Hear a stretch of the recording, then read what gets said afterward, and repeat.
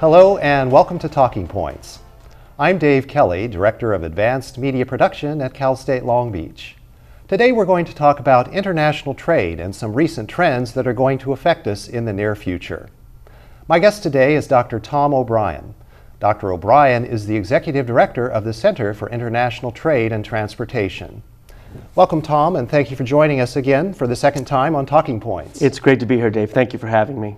Well, when you were here a couple of years ago, we talked about international trade, and boy, have things changed over the last couple of years. Yeah, that's true. So we're going to catch up. But before we get started on that, I want to first acknowledge that the Center for International Trade and Transportation is celebrating a momentous milestone here, and that is that you are now celebrating the 20th anniversary of the existence of the center. So congratulations on that accomplishment. Thank you. It's hard to believe that it's been 20 years since the launch of our Global Logistics Specialist program and all that's followed, including our town hall series and all new education and training programs. And much of it reflects the changing nature of the industry, which is what I think we're going to talk about today.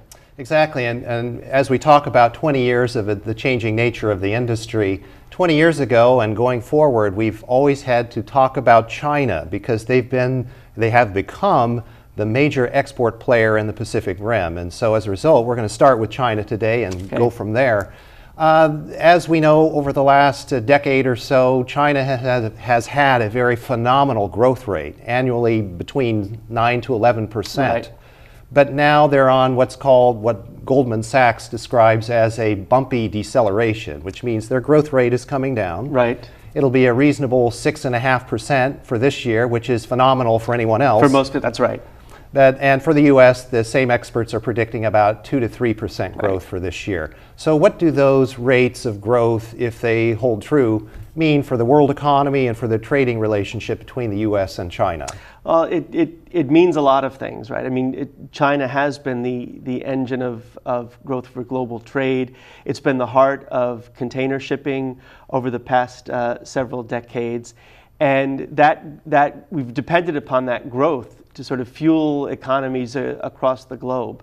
I don't know whether it was fair for us to assume that rate of growth could continue unimpeded, but we are now facing a fact where we have to look at how much we are dependent upon that trade with China.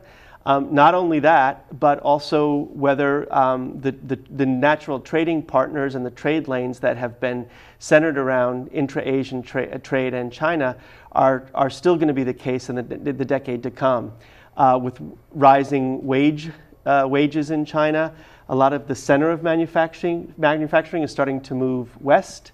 You're seeing shippers engage in what they would call China Plus One strategy, where you've got regional supply chains that now include places like Vietnam and Thailand and Cambodia. And as you move that center of gravity further west, you have alternatives to trans-Pacific trade via the Suez Canal.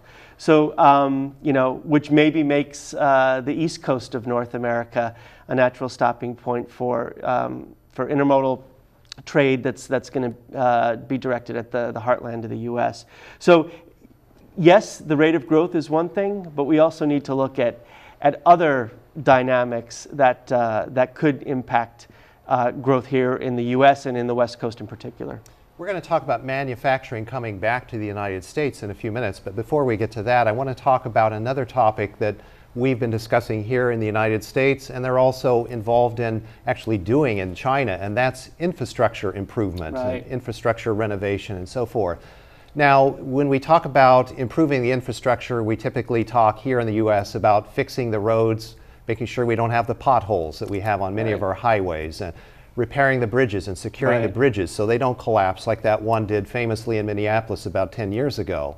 And we're now talking about airport renovation and that sort of thing. But does that really stimulate trade, or is that more of a domestic jobs program? I think it's probably a little bit of both. I mean, some of the high-profile, big-ticket programs are, in many ways, about creating employment opportunities. But I think it's hard to deny the fact that if you don't have a reliable infrastructure on which to move goods, your economy is going to be impacted, right? So yes, road repair, bridge repair, maintenance is critical to the success of trade. I think you sort of want to look at the nexus between where and how goods are moved. Cargo will look for the path of least resistance always, and if that resistance comes in the form of ineffective, underperforming infrastructure, it will have an impact. There's a lot of talk about rapid rail and bullet trains, especially here in California, but in other parts of the country too. Does that encourage more trade, or is that, again, more of a domestic job stimulus program? I don't see the high-speed rail development tied to trade at all. It's interesting, in the case of China, one of the outcomes was that the development of a high-speed rail network freed up older rail networks to be used for freight. We're looking at relatively small segments here in the U.S. Right now, I think California is where we're going to see something on the ground, and it's likely to be higher speed, not high speed, initially.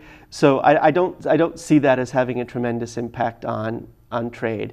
I think, you know, it's not as sexy perhaps, but improvements to Highway 99 that moves through the Central Valley of California will have a lot greater impact in terms of getting agricultural products to markets around the country and around the globe. Those are the things I think where investment can have a tremendous impact on trade. Well, as we're talking about trade, international trade, we know that there's been a lot of talk about perhaps imposing some tariffs or sanctions on China.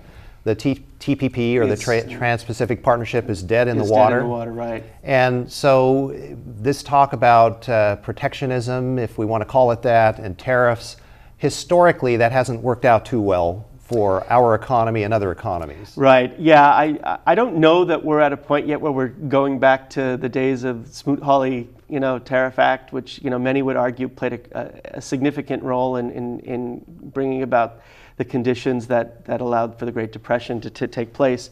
But we are in some recently uncharted territory because, you know, since World War II, we've been in an era of freer trade, if not necessarily free trade, definitely freer trade. And now I think there's a fair amount of uncertainty about what the death of TPP means, the desire to renegotiate NAFTA, what Brexit means not only for Europe and the UK, but also for the US as a bellwether. So I think the challenge with this is that there's a lot of nuanced discussion that needs to take place when it comes to trade agreements, because it's not all everybody wins, everybody loses. On balance, you tend to have more winners than losers, but there are losers, and that's what's driving the discussion about taking a second look at where the impacts of these trade agreements are and the benefits to the U.S. If I hear what you're saying correctly, we're talking about the zero-sum game. Correct. In the previous analysis of how this works in terms of protection and trade, and if I'm affected positively, that means you're affected negatively. And I don't know that that's the case any longer, as you were alluding to. Perhaps there's a nuanced approach to this that will work. And also, whether it involves tariffs or some sort of taxation of goods coming in to equal or level the playing field, there is one thing that we do need to be concerned about, and that is creating the fairest deals that we can, whatever fair means, fair trade deals for the U.S. Because historically, we haven't done the best job. In fact, we've done a pretty poor job, if you want to put it that way, of negotiating deals with folks after World War II, because we were so concerned that they might drift toward the communist or Soviet orbit. We wanted to keep them close to our side of the ledger, and so we gave them very favorable trade terms, which didn't help us very much. Right. I mean, yeah, the question is if you're negotiating a trade agreement, are you doing it because of the potential to benefit the trade sector and your manufacturing sector, or are you doing it to shore up your allies in a Cold War? And I think that's a fair assessment. And you know, so when the president talks about, you know, maybe taking a second look at some of these trade agreements, I think there is something to that. What are we getting out of this relationship? And you know, and we're in an environment now where negotiating those at the regional level are much more challenging and complex politically. So, for years I've been saying that I think that bilateral trade agreements is where you're likely to see most of the action. But right now I'm not entirely certain where that's going either. Okay, well, if we leave trade for a moment and then just talk about manufacturing, there's a drive now to bring manufacturing back to the U.S. Now, in order to do that, you're going to have a well-equipped supply network that's reliable for the manufacturers. You need to have reasonable labor costs that are manageable, at least, maybe not the lowest, because we know we're not going to be lower than some of the third world countries that are now involved in manufacturing, like, for example, Burma or Cambodia. Right. But certainly you need to have inexpensive energy, and we seem to have an abundance of that now thanks to some of the fracking efforts and things related to that. So in addition to those things I just mentioned, what would have to happen in order for manufacturing to come back to the U.S. in a major way? Well, shippers, the people who move goods, are interested in a combination of a number of things, right? They're interested in the balance between the cost to produce the product, the cost to deliver it to market, the time to market, and the reliability of the transport network that delivers those goods. So if you can, sort of offset the cost of transport with time, right? You're willing to pay more for transport if you have a more guaranteed reliable time to market, particularly for goods that people are willing to pay for, then that will suggest one supply chain approach, right, versus another. So the buzz term now is right shoring, right? It used to be that we were concerned about getting lowest labor costs, so good manufacturing would be offshored. Right? Then we had nearshoring, which was sort of bringing that production back to Mexico and other places in Central America to get the goods closer to their final market while still taking advantage of lower cost labor. And now we're in a world of reshoring, right, where there's this talk of bringing production back to the U.S. It's going to happen and is already happening in certain markets where it makes sense because the items that are being produced are bulky, or people are willing to pay the premium cost of craftsmanship, right? So furniture production is one where we've seen some positive growth in places like the Carolinas. But it's not going to happen in every sector as long as it's more affordable to produce lower cost apparel. In places like you mentioned in Asia, I think you'll see that extended supply chain still at work. I should say, I mentioned those three, offshoring, nearshoring, and reshoring. The newest term that people are talking about is O-shoring, right, which is the actual loss of manufacturing jobs altogether because of increased automation or consolidation of production, right? The fact that a smartphone now can do things that things that you needed 5 different devices previously to do means that you sort of lost those manufacturing sectors. So we will bring some back here, but it's not going to be the answer to all of our challenges. And on that note, we do have to go to the break. And so when we come back from the break, we'll be talking about 3D printing and how that will change manufacturing. Also consumer trends. How are those changing? And also, what about Amazon and how they have changed the way we receive our goods? Stay tuned.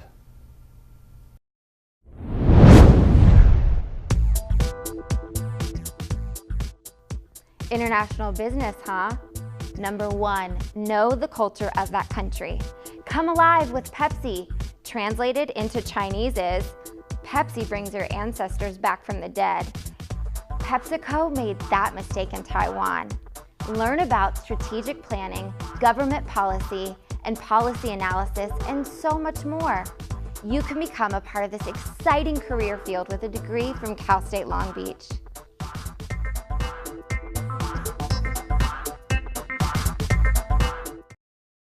Welcome back to Talking Points. I'm Dave Kelly, and my guest today is Dr. Tom O'Brien of the Center for International Trade and Transportation. And Tom, before we went to the break, we started talking about manufacturing and bringing that back to the U.S. Well, there is another trend, and that's 3D printing, which is another aspect of manufacturing. Right. It's starting to take hold here in the U.S. What does the future look like for 3D manufacturing? Is it really going to change the game, or is it just going to be one option of several that will be available? I tend to think it's more of the latter. it is an option for manufacturers who have always had options about where and how they produce goods. 3D printing will be a game changer, perhaps for certain industries, but there will be a price point that will matter. It's not just a question of availability, but of the economics. And down the road, I'm sure as the cost reduces, it will be an option for a wider number of manufacturers and purchasers. But in the short term, certainly the time of production and the cost of doing so is going to make it somewhat prohibitive for a large scale shift over time. But as an alternative, like we talked about earlier, different types of shoring alternatives, 3D printing will be added to that mix. It seems like 3D printing is not necessarily geared for mass production of products. Right. I think that's the bottom line, right? And so that's what I'm saying. When you've got different manufacturing alternatives and options, it very much depends upon what you're producing and how much people are willing to pay for it. It has to be offset by other costs in the supply chain to make a difference, to have an impact. Well, let's move on to Amazon. Okay. Amazon has certainly changed the game over They the are last few definitely a years. game changer, right? And there is an Amazon way, if we want to call it that, of delivering products to your neighborhood, to your home, to your doorstep. But that's been very expensive for Amazon to get that delivery of what's called the last mile, which is quite expensive. Maybe we should start by defining what we mean by the last mile. What is that, and why is that such a problem? Well, it's the challenge of getting the goods to where they're going to be consumed. Now, traditionally that last mile was the store shelf, right? Now it's everybody's porch, front door. And there's a cost to doing that, and it requires a much more complex supply chain. It creates demands for data management and analytics. And it creates demand for different types of warehousing and distribution. We're in a world now of fulfillment, no longer distribution and storage. And that's the impact that Amazon has had. And it's costly to deliver to everybody's store. That last mile is really critical, and it's what's driving everybody a little bit crazy in the supply chain these days. And so what will Amazon be doing to try to mitigate the costs of that last mile delivery process? I think a couple of things, right? So recently, I think Amazon was seen as the big competitor to the retail chains, right? Now they're competitors as third-party logistics operators. So they're looking for solutions that gain efficiency out of the manufacturing, storage, and distribution system. They're investing in their own fleets, right? They'll be looking at creating partnerships with places like 7-Eleven, which they're already doing. So I think you'll see more of the locker or the drop-off locations because people might be willing to pay a little bit less for delivery if they can still pick it up within their neighborhood conveniently. And that will, I think, reflect the true cost of that delivery, right? I think if you're a user of Amazon's Prime service, you've noticed an increase in that cost over time, which to me suggests, sort of a correction in the pricing scheme. So I think it's not sustainable for Amazon to continue to eat the cost of that last mile delivery. Right. It's not sustainable economically or otherwise. And I think as the market begins to reveal its preferences for cost and delivery methods, you'll see Amazon responding. Amazon will be driving that discussion in a lot of ways, but they'll also be responding to the wishes of its customer base. And in some cases, you're seeing Amazon building brick and mortar locations because the customer has stated that in some cases they want to be able to touch that product, have that more traditional shopping experience before making the purchase. And what about drones? We heard a lot of talk about drones and that being a possible delivery mechanism, but that seems a bit far-fetched. What do you think? I don't know that it's as far-fetched as we may have been, thinking a year or two ago. Commercial deliveries have occurred up till now, within the past few months.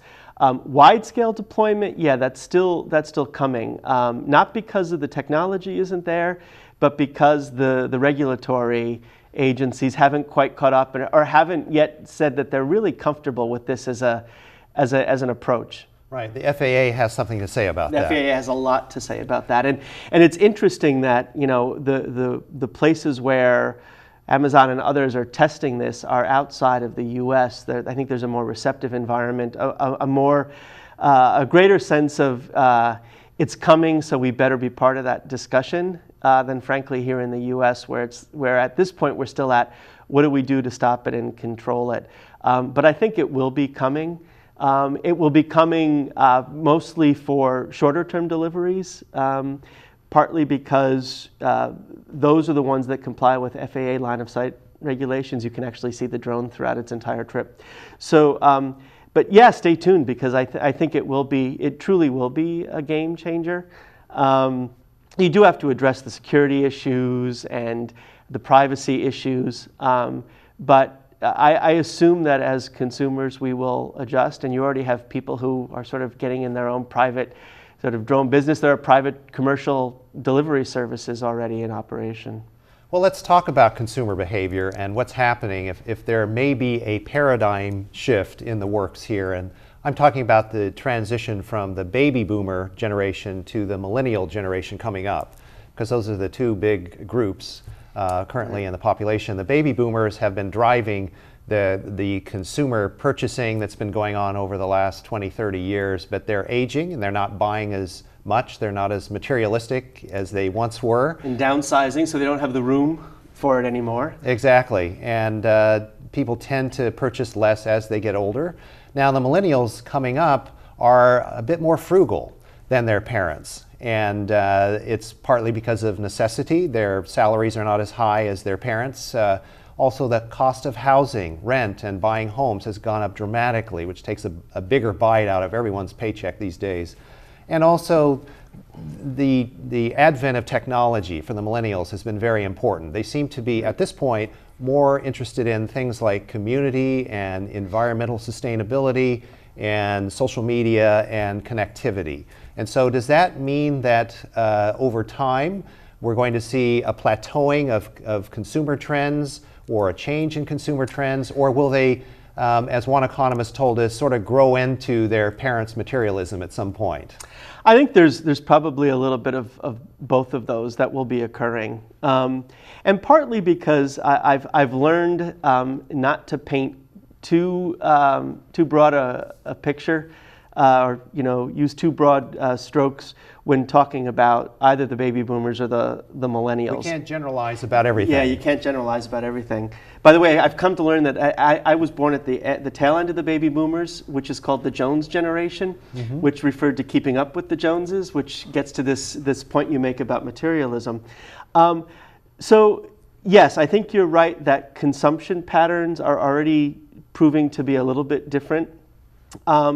But they are still driving demand for supply chains, right? So where there may not be as much of a demand for some of the consumer products that our generation or our parents' generation purchased, this generation has a strong interest in things like home food deliveries, right? The plated and Blue Apron phenomenon creates demand for particular supply chains with their own vehicle trips and their packaging issues and waste issues and congestion in urban areas. So it may be that it's a different kind of demand and for different products, but I don't think we want to overstate the fact that we're going to see sort of a shift to fully sustainable or supply chains where we don't have to confront these issues anymore. So we may be looking at a shift from spending on manufactured bulk items to spending more on everyday items like food and ready-to-go foods. Right. One of the best things about the revitalization of our urban cores are sort of the quality of life improvements. But at the same time, there are some unintended consequences. More delivery vans for fresh cut flowers and the food services that we talked about, and those create congestion problems and environmental problems as well. And the facility with which we can order goods now through the technology that you talked about, makes it easy to order those things at a moment's notice, and that gets us back to that Amazon way, because you can deliver those goods next hour, next day, people will take advantage of that. Well, we're just down to a couple minutes now, Tom. Time has really flown by. Yeah. But let's talk for a moment about the international shipping business, the ocean carriers I'm referring to, the big ships. Been a lot of trouble with the ocean carriers. They're having a hard time making a profit, and they've now also instituted these large 18,000 TEU ships. That means they can hold 9,000 40-foot long containers per ship. What's the impact of that? Why are the shippers having so much trouble making a profit, and what is the impact of these big ships? Well, these ships came into service just at the wrong time when we were in the middle of a global recession. The reason that the ocean carriers got into the big ship business was because it's a more efficient transoceanic voyage. But at the same time, if consumer demand isn't there, you have a lot of space on vessels, and that's not good for business. So what you're seeing is consolidation in the industry. You're seeing alliances, vessel sharing agreements to take advantage of those trade lanes. But it's created winners and losers. We've already seen one of the key players, Hanjin, go into bankruptcy this past year. I assume it's not going to be the first. And rates have been so low that it haven't been sustainable, right? It's been good for the shippers, but now with fewer players in the game, it might mean that they're going to have to deal with increased costs. And I think probably at the end of the day, we're going to have a couple of key players servicing maybe fewer larger ports. Well, on that note, Tom, unfortunately, we've come to the end of the show, and I want to thank you again for being here today. Congratulations again on the 20th anniversary. Thank you, Dave. CITT. Yeah, it's been a pleasure. Thank you. And thank you for joining us on this edition of Talking Points. Join us again soon for the next episode. Until then, I'm Dave Kelly. Have a nice day.